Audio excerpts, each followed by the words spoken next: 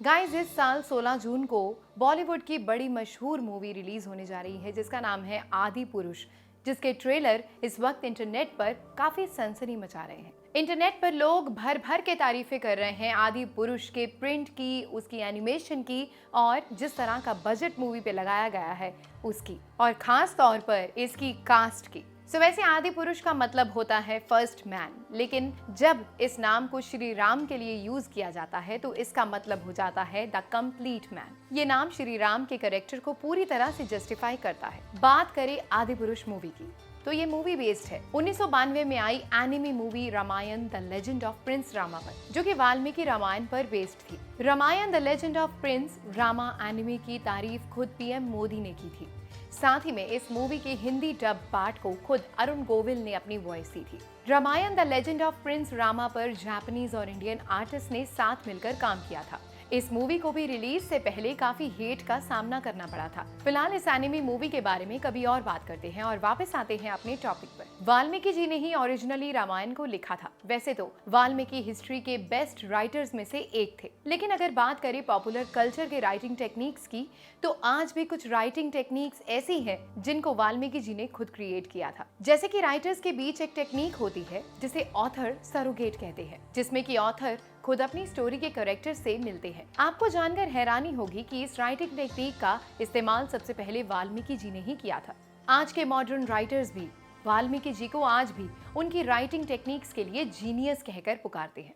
वाल्मीकि जी श्री राम जी से सबसे पहले उनके चित्रकूट जाते समय मिले थे, जहां पर श्री राम ने वाल्मीकि जी से चित्रकूट जाने का रास्ता पूछा था और आगे जाकर माता सीता वाल्मीकि जी के आश्रम में रही थी, जहां पर उन्होंने लव और कुश को जन्म दिया था। वाल्मीकि जी ने लव और कुश को पूरी रामायण कथा भी सुनाई थी। आदि पुरुष मूवी के अंदर माता सीता के दूसरे नाम जानकी और रावण के दूसरे नाम लंकेश को ज्यादा यूज किया गया है। इसके पीछे की वजह मेकर्स बताते हैं कि इन नामों की मदद से कैरेक्टर्स और भी ज्यादा ह्यूमन दिखेंगे। वैसे रामायण के कई वर्जन्स हैं, लेकिन हम मेनली बात करते हैं वाल्मीकि रामायण और रामचरितमानस की, जिसे कि संत तुलसीदास जी ने लिखा था। वैसे तो दोनों वर्जन्स में ही बेसिक कहानी सेम ही है, लेकिन इन दोनों ही वर्जन्स में एक बहुत बड़ा डिफरेंस ये है कि जहाँ पर वाल्मीकि रामायण में श्री राम जी को बिल्कुल भी पता नहीं था कि वो नारायण यानी कि विष्णु जी के अवतार हैं, वहीं पर रामचरितमानस में बताया गया है कि ह्यूमन फॉर्म में होने के बावजूद भी श्री राम जी को ये अच्छी तरह से मालूम था कि वो ही नारायण है और ह्यूमन फॉर्म में उनके सारे चमत्कार उनकी लीला का हिस्सा था। साथ ही में जहां वाल्मीकि रामायण में रावण ने असली माता सीता को अगवा किया था, वहीं पर रामचरितमानस में ये बताया गया है कि रावण ने असली सीता जी को कभी अगवा किया ही नहीं, बल्कि असली सीता को तो पहले ही श्री राम ने अग्निदेव के हवाले कर दिया था और रावण ने जिनको अगवा किया था वो एक सीता की क्लोन थी। रामायण हमारी हिस्ट्री है और जितनी बार हम इसके बारे में पढ़ते या सुनते हैं तो हमें इसके बारे में कुछ ना कुछ नया ही जानने या सीखने को मिलता है। फॉर एग्जाम्पल, रावण के द्वारा माता सीता को अगवा करने के पीछे कई एक्सप्लेनेशन और थ्योरीज बताई जाती हैं, जिनमें से सबसे कॉमन एक्सप्लेनेशन ये है कि रावण ने माता सीता को अपनी बहन शूर्पणखा का बदला लेने के लिए अगवा किया था।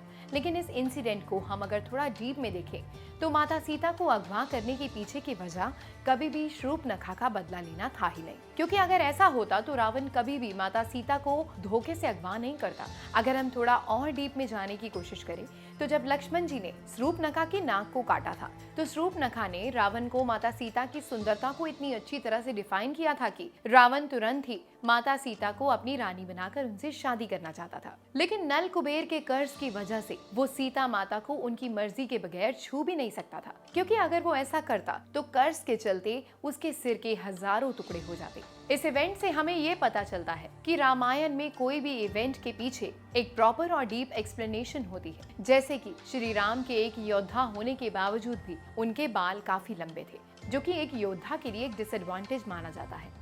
लेकिन श्री राम जी के लंबे बाल उनकी यूनिकनेस को शो करते हैं और हमें दिखाते हैं कि श्री राम एक पीस के फाइटर थे। साथ ही में रामायण से हम इतनी अच्छी तरह इसीलिए कनेक्ट हो पाते हैं क्योंकि रामायण से हमें पता चलता है कि कैसे अयोध्या में राजा दशरथ के टाइम से ही इक्वालिटी का कंसेप्ट था, क्योंकि दशरथ ने एक राजा होने के बावजूद अपने चारों बेटों को आम बच्चों की तरह एजुकेशन के लिए गुरुकुल भेजा था, जहां पर वो किसी राजा के पुत्र नहीं बल्कि आम आदमी की तरह ही गए थे, क्योंकि गुरुकुल का पहला नियम ही यही होता है कि वहां पर कोई भी खास या आम नहीं होता, बल्कि गुरुकुल में पढ़ने वाले सारे बच्चे समान होते हैं। श्री कृष्ण और सुदामा की मशहूर दोस्ती भी इसी तरह से एक गुरुकुल में ही शुरू हुई थी। वैसे श्री राम जी का जन्म रावण को मारने के लिए ही हुआ था, लेकिन राम जी का जीवन खाली रावण को मारने तक ही लिमिटेड नहीं था, क्योंकि रावण का वध करने के बाद श्री राम जी ने अयोध्या पर कई सालों तक राज भी किया था, जिसे हम राम राज्य भी कहते हैं।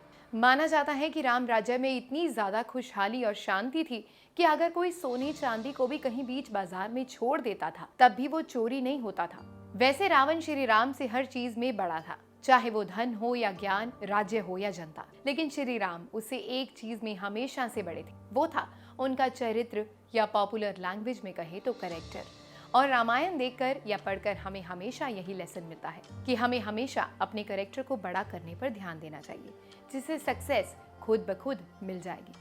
लेकिन हमें अच्छे कैरेक्टर या चरित्र की जरूरत सक्सेस के बाद सक्सेस को मेंटेन करने के लिए भी करनी पड़ती है। फिलहाल गाइस, आज के इस वीडियो में बस इतना ही। अगर वीडियो अच्छा लगा तो प्लीज इसे लाइक, शेयर, कमेंट, सब्सक्राइब जरूर कीजिए।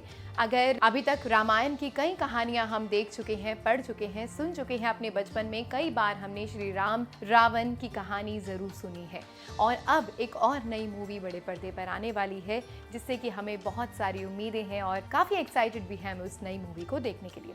फिलहाल अगर इन्फॉर्मेशन अच्छी लगी हो वीडियो की तो लाइक कीजिएगा, और अगले वीडियो में जल्द मुलाकात होगी। तब तक के लिए thank you for watching. Bye bye.